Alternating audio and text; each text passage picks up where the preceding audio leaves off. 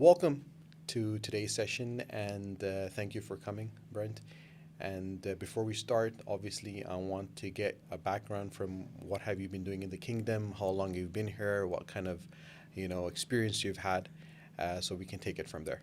Sure, absolutely. Thank you so much, Mr. Usman, for having me the opportunity to speak with you today. And just a bit about my background. So, I have been in the kingdom since 2012, which dates me a little bit, but I came here with laureate education and I was in a very small city in Jeddah, about 50 kilometers north of Jeddah, called Rabic. Right. So I started with ESL education for the Petra Rabic team, and then left Saudi and thought this was, my end of time here in Saudi And this Arabia. was in what year? This was in 2012. 2012, right? Okay. Yes. And I left after almost 2 years and went to finish a graduate degree at Liverpool. And after that, someone had contacted me, a guy by the name of David Herring, and said, I have another potential position for you Right. in Saudi. So with that, I ended up coming back and I worked for a company called AMID East, America Middle East. All So right. Okay. they're a foreign NGO based in Washington, D.C., and my time there was the TOEFL test of English as a foreign language, and I worked as the SAT coordinator as well for the country. So Right. Right. that was a very rewarding time. Right. Eight And years. how 8 years? 8 years. All right. Okay. 8 years. After 8 years, I decided, okay, it's time for a new adventure. And I then took on the role as country manager for Crimson Education. So my job as country manager was to essentially open their offices here in Saudi. Right. After successfully doing that, I decided again it's time for a new change, and I have recently signed on with UniHawk, Right. Okay. and we are expanding operations here in Right. Saudi. So So basically, you've been in the kingdom for about 10 to 12 years. that's correct. So, in your experience in those 10 to 12 years, because you've seen what Saudi was before to what Saudi has now become, what has your experience sort of, if you could share that with us? How has the transition happened? What is the mindset that has changed? Has it changed or not? What are your thoughts on that?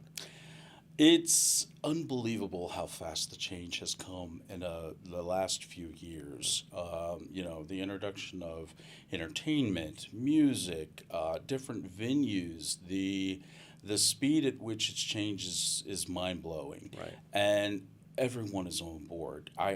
It's been such a joy to see Riyadh, flourish, and I feel like it's about time. This is a wonderful place, and I myself have enjoyed living in Saudi for so long. So now seeing it get so much traction with tourism it's a real joy to see. Has So has that had an impact on the educational side of things, or what, or not? yes, definitely, you can tell. I mean, from my time over the last 10 years, the overall quality of the assessments, the education, the product, if you will, Mm-hmm. of what schools are producing here has increased a thousandfold. So I would compare it to any other international school globally around the world. So So what was it before? Like obviously, what was it like before, and what is it now like, and how can you sort of compare it? Because what I want to know is, from a parent's perspective, who have kids in schools, what kind of things were they quality they were looking at before, and how has that quality changed now in schools? And obviously, with the global world that we're living in, and the business or the activities or the companies that you have worked with, how is that transition working into that? I think, with the influx of expats, with all of the giga projects that are going on, as well as just the sheer competitiveness of higher education now, every year it becomes more and more competitive. You see a greater interest and desire with, as well as higher scores for standardized testing such as the SAT and advanced placement exams, and just greater emphasis on IB curriculum as well. So, when I first came to Riyadh in 2015, there were only a handful of schools that were doing the IB curriculum. Right. Okay. Today, that's triple fold. Right. So. So, for the viewers, one of the major questions what a lot of parents tend to have, and generally anyone that wants to get into this, even students, Mhm. can you tell a difference between an IB or an American and an AP, and how does that compare with Cambridge and IGCSE and Edexcel and A levels and all of that stuff? Sure. So, for students typically that we, consult with, they typically want to go to US or UK Right. tracks. Both, IGCSE, A levels, and the American curriculum are all, good options for both the UK and the US. So, I, if I would have to pick one curriculum over the other, they all have their strong suits. Right. It's just a matter of planning out where you want to go and then ensuring that you take the right steps within that track. So I think a common misconception with parents is, that their student or their child, their son or daughter wants to go to UK Foundation, but you can bypass foundation with American curriculum if you take the right standardized So that's testing. basically the entry requirements for universities. Yes, very much so. Right. So, on both the British and American curriculum tracks, both assessments can help strengthen your applications on either So, side. so what a typical university, let's say in the U.S., what is their basic requirement going to be? Well, for an American curriculum, if you were wanting to, say go to a top 50 school, obviously you would have to have an SAT, and the score would need to be a 1450 or above. And that's doable? Absolutely. Right. It is doable. Statistically, students in Saudi Arabia do just as well as any other student globally. Right. So the test itself is manageable if you prep for it. And addition to that, the AP, the Advanced Placement test as well. So you would typically see with, top 50, top 20, approximately 4 or 5 AP exam scores. Right. And you have to have a 4 or 5 on that. Right. So what are keeping all of that in mind with how, entrance exams are and the requirements, what are the major concerns, students and parents tend to have when they come to you? I think it's just a sense of not really knowing where to start. And, having a plan does not have to be complicated. It can be as simple as, in grades 7 and 8, it's exploratory. Right. In grades 9, you begin to build the profile. Right. In grades 10 and 11, you ensure that you're building your profile with extracurriculars. But having a sense of direction, Right. I think, is where to start, and then having someone to just help you guide you through that. Right. It's a huge relief Right. for parents and for students, because what you don't want to happen is you have a 12th grade student who comes into our office and they haven't started the process. So basically you're saying this sort of the thought process or what they want to do comes at a really early on stage where they figure out what they want to do. So idealistically by grade 9 they should have an idea where they want to go, or they start about grade 11, grade 10? Not necessarily. So we start with grades. The earliest would be 7th and 8th, and All right. that's just literally doing exploration of interest. Right. And then in grade 9, we begin to sort of, tailor that a little further. By grade 10, you should start to have a plan of action because, as I mentioned, and as you know, it's highly competitive today. Yeah. For international schools, the admittance rate for, expat students can be as little as 2%. Really? Why that low? A lot of people are applying, so you have to think, for example, if you're applying to Stanford University, you can have upwards of, I think last year was around 60,000 Really? people applying.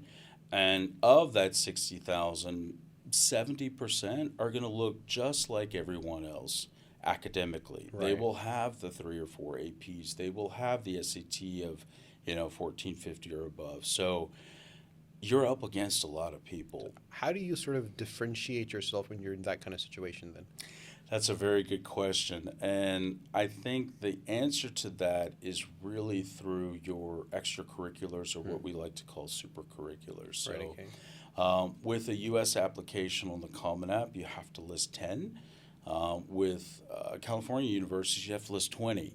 Bro, But of that, you really should have three or four extracurriculars that are really focused on what you're applying to. So, for example, if you want to go into engineering, you should have two or three things that really speak to, hey, I want to be an engineer. so meaning if there, we have schools over here in Saudi, and Hmm. obviously we don't have that kind of opportunities. Students don't have that kind of opportunities due to circumstances and everything. So, aren't they at a disadvantage then? I think that's a common myth with parents and with students here in Saudi Arabia. So the types of extracurriculars that I'm mentioning, I think it's presumed that it would be, MUNs or volunteering activities.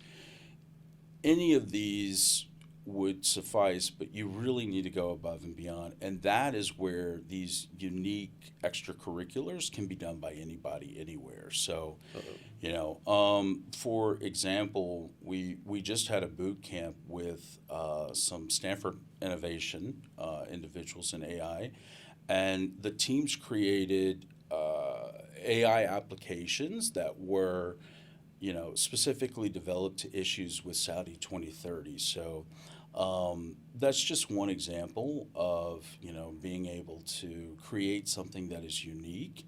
And honestly, anyone can do this. It's just a matter of planning it out. So it could be something they want to do digitally online, or they want to do something. So is more researching and understanding where they want to go and sticking around with what they want to do that actually helps them on their applications. It's a huge component of it. So showing interest in the university, especially for U.S. schools, it's a big part of the application process. What about the UK? The UK, so there are, essentially three pillars, and with UK universities, it's, 70% is academics. Right. Another, 15% is your actual UCAS application, and then the rest is your, research-based extracurricular. So if you were wanting to, say, go into finance at King's College or Cambridge, Oxford, having a research component that emphasizes finance would be really important, versus a U.S. school where perhaps you would do something where you teach eighth grade students the importance of finance. So Right. this is where it really helps to have a guiding hand to choose the right extracurriculars. I mean, if we move forward from the academic side of things, I think one of the major problems, which I personally feel when we talk to a lot of students as well, and families, is the fact that the living experiences that they tend to get if they move to the U.S. or the U.K. from Saudi, what kind of cultural shock or what kind of cultural experiences or problems they might face.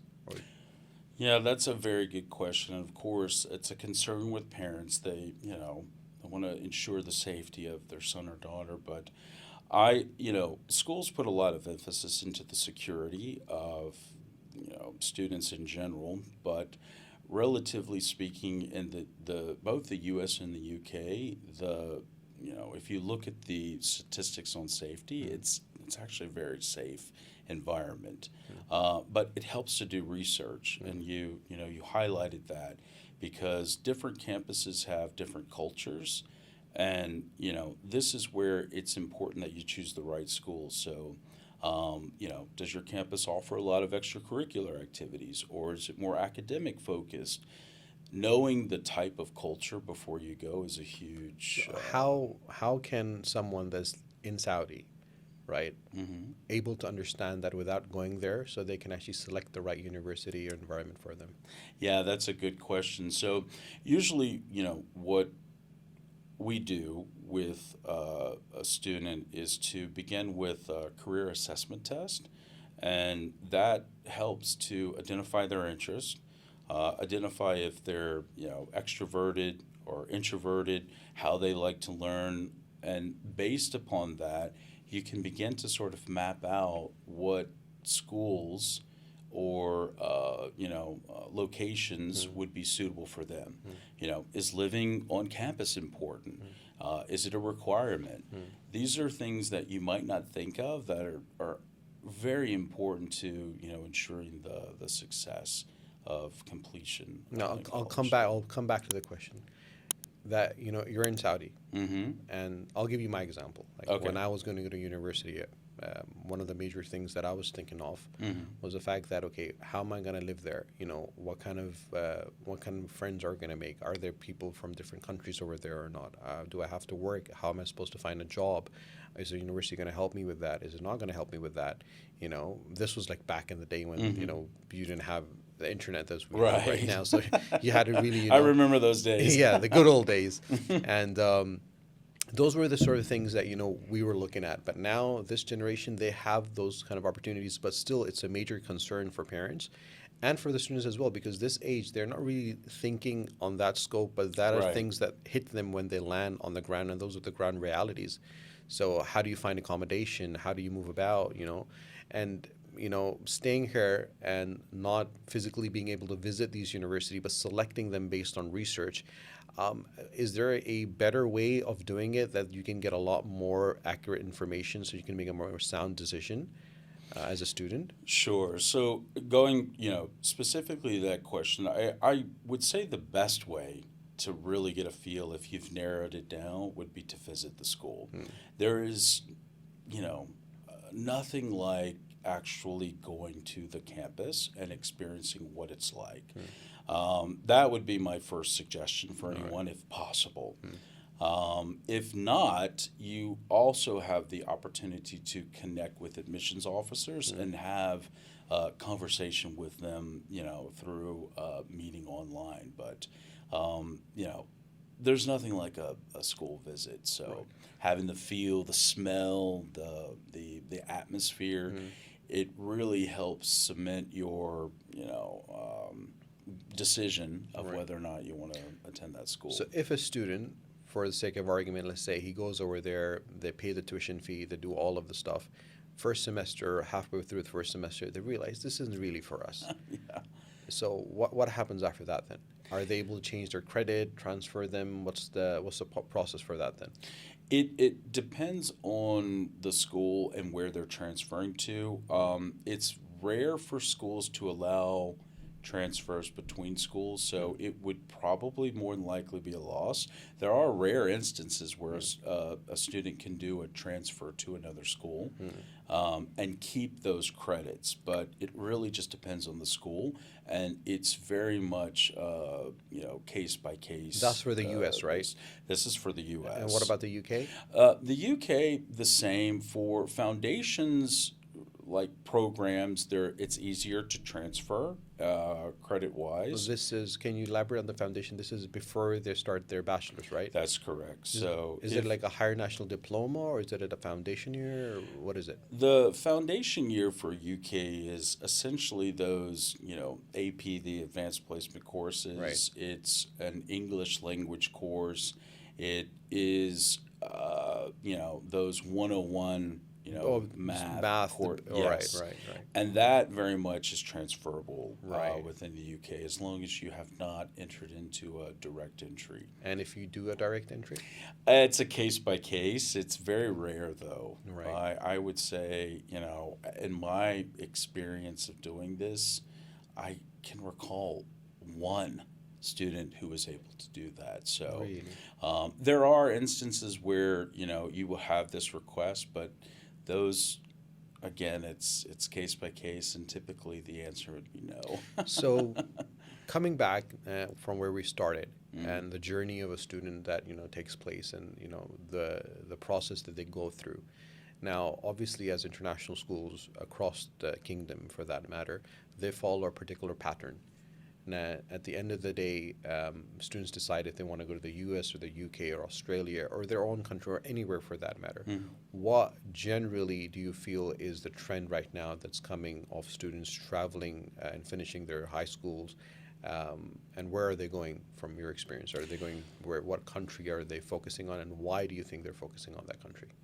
That's a great question. So typically, the even with the recent, how shall we put this, political changes in the U.S., the U.S. is still the number one destination currently for international education, and I think that will continue on, into the next 3-4 years, different administrations, etc. After that, UK as well, you still see a lot of people do that. But I have seen an increase recently in, parents wanting their children to study either at a satellite school, for example, like NYU, Abu Dhabi, or some of the satellite schools in Doha, or to complete their undergrad here in Saudi Arabia, and then move internationally to complete their graduate studies. Right. So, does it have the same kind of impact, or that is all that that's quite interesting. You mentioned that because there is a trend now in a lot of universities where they are opening these satellite campuses across the GCC, and even I think in Malaysia they have a couple as well. They do. So the educational quality, the professors, the output. Do you consider it to be at par with the main campus? Your question's a very interesting one, where people wonder, is the quality of the satellite school the same as the original campus? And to answer that, I would say a majority yes, and it depends on the integration level. So if it's a full integration, yes, the the standards with which the satellite school operates are the same as if you were to attend that school in the U.S. or the U.K. But you really have to do your research on that, and it varies. I will say it varies. I don't want to name a particular school. Yeah, or, I know. I don't but, think they'll be very happy about you when you do that. Let's not do that. But overall, they can be very competitive. So just as competitive as the school itself. Quite recently, there's this trend in Saudi that has really gotten big, where you have all these universities and these representatives that tend to come in, and I'm sure you're quite familiar with that as Yes. well, from different universities. And how practical are they in relations to getting information and helping the students that are in the kingdom? Very much so. So it's, these events, it's hard to keep up with them all. And Yeah. there are multiple ones, but I'll give you an example. I just attended the Education USA College US Fair that was held, I believe, 2 or 3 weeks ago. Right. And they had approximately 80 U.S. universities that were in attendance, including the satellite schools in UAE and Doha, the ones that I had mentioned.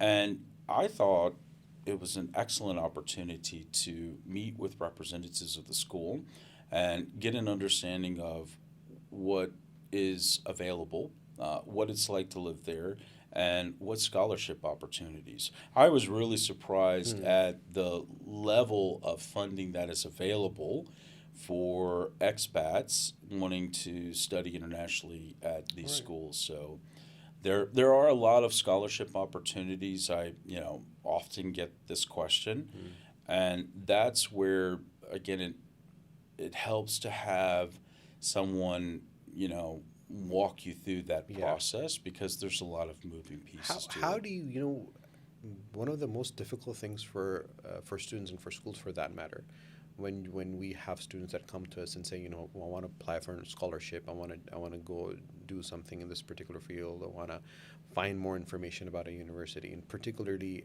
fundings." Um, at parents as well. So, is it the best methodology is going directly to the source with the university itself and speaking to them, or are there also different organizations tend to offer different scholarship programs for outstanding students? How do you reach out to them, and what is the idealistically criteria that you would say fundamentally that they would need to have for them to get that scholarship or funding? Yeah, that's a very important question, and it varies greatly from school to school. So I think your first, to answer the first part of your question, going to the school directly is your best resource Mm-hmm. for, what opportunities are available. And then for outside scholarship opportunities within the kingdom, there are many organizations here that offer scholarships, offer opportunities for children of people who work at those institutes to have scholarships. So most of the big organizations have CSR initiatives that include that. But number one would be researching the university itself. Right. So the main focus is for getting as much information as possible, especially from these road shows um, that tend to, happen. And where are these posted? How can you get yourself, to know? Because I didn't hear about the American one for the ADA Yes. University, and how can we get information? That's one of the biggest concerns, we tend to have. It's always getting the word out, and I myself, they just pop up, and to where to find this information, Maybe under this podcast they can, this yeah, yeah, podcast, just put our a, office as well. I keep abreast of everything that is right, pretty much going on. For example, next week we have an MBA access event for graduate right, students okay. who are Whereabouts is interested. that going to happen? It's going to happen at. Don't quote me on this. I think the Ramada. I'll have to go back and Right. check. Don't give a Yeah. date because we might upload this later, so it might be over. It's definitely coming. Well, this But month or next month? this month. This month, right? Okay. Yes. Yeah. In fact, this week I'd have to check my But calendar. keeping this conversation going with that, I personally feel, and correct me if I'm wrong, that there is a massive trend that has now taken place where there are more universities now coming and doing these road shows than there were in the past 5 years. Is that correct? I would agree with you. Years ago, prior to COVID, they had the Aichi convention that had, it was one stop for all of these universities. And that, post COVID has since sort of not been held. So you see an influx of universities who are doing these, road shows and events. So yes, it has increased. Right. And so let's change where when any podcast, any discussions we take place, we always focus on the students that are amazing, brilliant, outstanding, they're top of the range. Let's focus on the students that are not there, right? They don't have the grades. They haven't got the grades. They're struggling. What can they do? How do they go about getting into these universities? Sure, that's a great question. So for just depending on the curriculum track, if they're studying a national curriculum, our recommendation would be to do as well as you can on the Kudarat and Tassili, and then perhaps study here within the kingdom, do very well, and then move on to a graduate school. But I know for a fact I was just speaking to the director for the Aramco scholarship, and I know that if you do really well on the Kudarat or Tassili, you can apply for a direct entry into their, I believe it's a 10 or 11th month program where it's essentially their foundation, Right. for like if you were to go to UK, and they offer scholarships for, For foundation years. yes. So that would be an opportunity for students who may not be on an international track, who may not, have the test prep for the SAT, who can do really well on the national exams here and still have an opportunity to go. And what about students that are what about students that are in the international schools? They're doing their either the American following the American diploma or the IB, IG, A levels, SAT sort of thing, and they haven't got that marks that they need. Can they also go to a foundation year and then go from that pathway? Absolutely. So what we typically do is assess the student, Right. and if it could be where you just need an SAT prep course, or we do an IB bridge program as well, and having some dedicated time one-on-one with a tutor can really help your scores go up. So I'm a firm believer in anyone can do this. Right.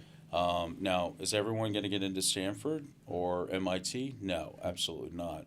But does everyone have the right to apply? Absolutely. So with a little bit of guidance and understanding of what your strengths and weaknesses are, you can put together a really good list of schools that you would be competitive in. So, And every single school that you apply to, you have to pay their admission fee. well, Or applying fee or whatever. yeah, for U.S. schools, they do have this where it can be, upwards of 80, 100 USD. And per if you don't school. get in, it's not refundable. Is it refundable? It's not refundable. This is where the planning comes in. So what I recommend is that you put together a list of what we call far reach, Right. reach, and then safety schools. Right. And you choose wisely. And with the strategic approach to it, you will have success. So basically, the wrong thing to do is apply everywhere, Yeah, and the right thing to do is sit down, do your research, put a list together, and understand, That's what your safety correct. school is and what your far reach is, what your reach is, and then go about doing it. Is that fair to say? That's fair to say. That's fair to say. Yeah. Right. Right. Fair enough. I would think a focus, for student looking to study abroad would be, 10 schools.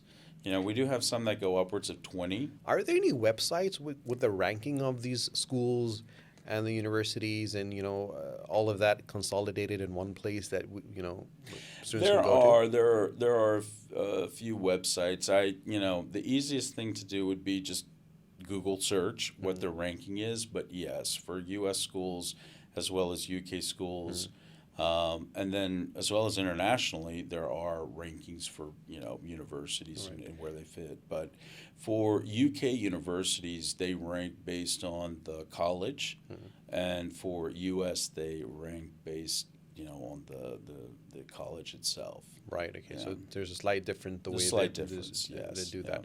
So it's not much about the university, but the school itself and the college itself that sort of holds much more value For US, for the yes. U.S. And what about the UK? UK, it's the field of study, Right. like What do you mean? ranking for best engineering program, Right. or et So it's cetera. not university is more of the field that they want to focus on. That's correct. Right. Okay. So and it differs from that. Right. One of the major things which I want to find out from you, obviously, because you have been in this field for some time, is what's that one question that you tend to get asked the most by parents, and what is that one question that you tend to get asked most by students? Parents always want to know, what about scholarships? That's Right. I think the number one question. Right.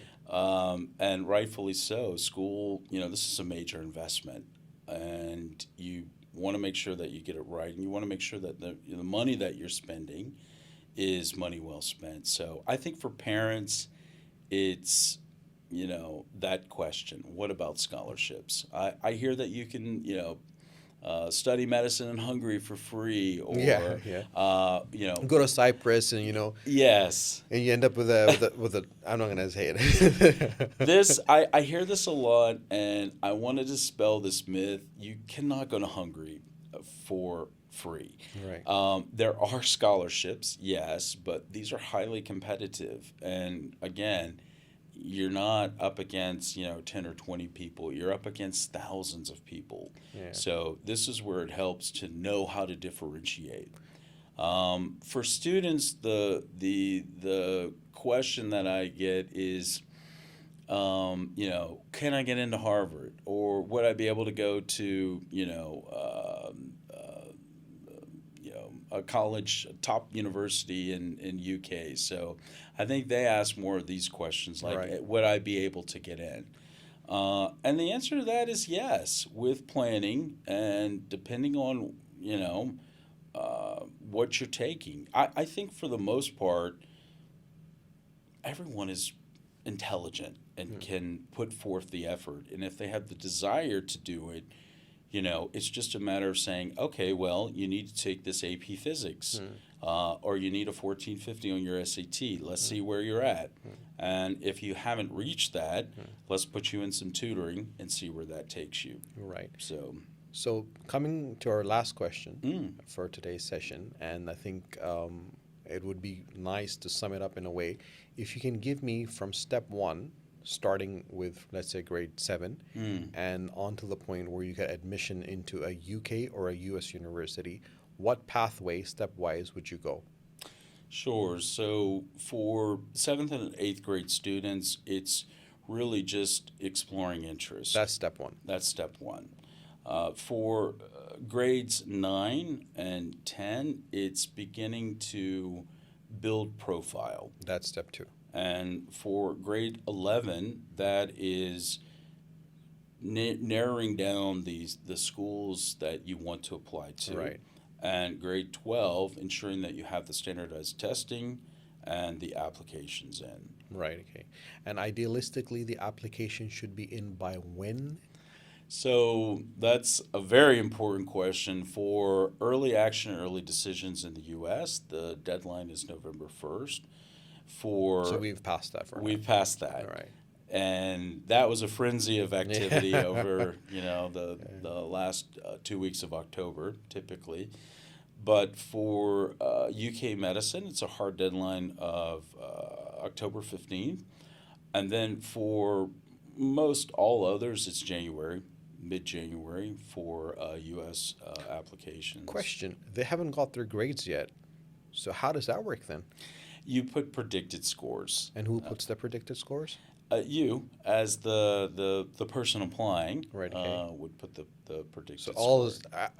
isn't that a little bit, Well, there's conditional and unconditional. Right. And this is where it really is a lot of strategy to it. So, based upon your scores, based upon your interest, you should pick your early decision, early actions wisely, because that can have greater impact in your,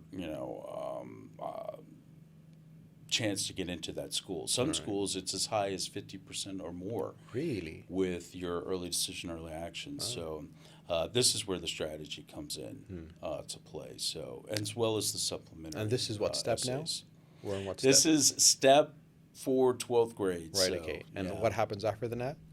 After that, there are options. And a lot of people don't realize, for UK schools, you can go all the way up to August. And that's definitely some strategy where, there may not be a seat that was offered to someone. And sometimes the rules, I don't want to say necessarily change, but might be a little more flexible. Right. And this again is where. But you're in the danger zone if you go to that level, right? Not necessarily. We've had a lot of success with this Oh, really? in UK schools, and I think this is where UniHawk really excels in the strategy of the applications past the January cutoff. So if anyone missed that, they should get in touch with you then. I don't want to say that directly, but I would say you would be amazed at the number of students we have had success who in January wasn't looking so good, and they were dead set on going to this college, Mm. and then they got a rejection, and then we came back and found an even better solution. Right. So I never think- give up. Never give. I think that's one of the major things which a lot of students tend to face, that they have their heart set on a particular college and Yes. school, right? And they're like, we're definitely gonna get into that. Yes. And when they don't, so either they decide that we're gonna, take a gap year or something, reapply for it and try to again, or we go to a different school. So in your recommendation, and this is going to be something that a lot of people tend to face, taking a gap year just to reapply again, is that wise or no? No.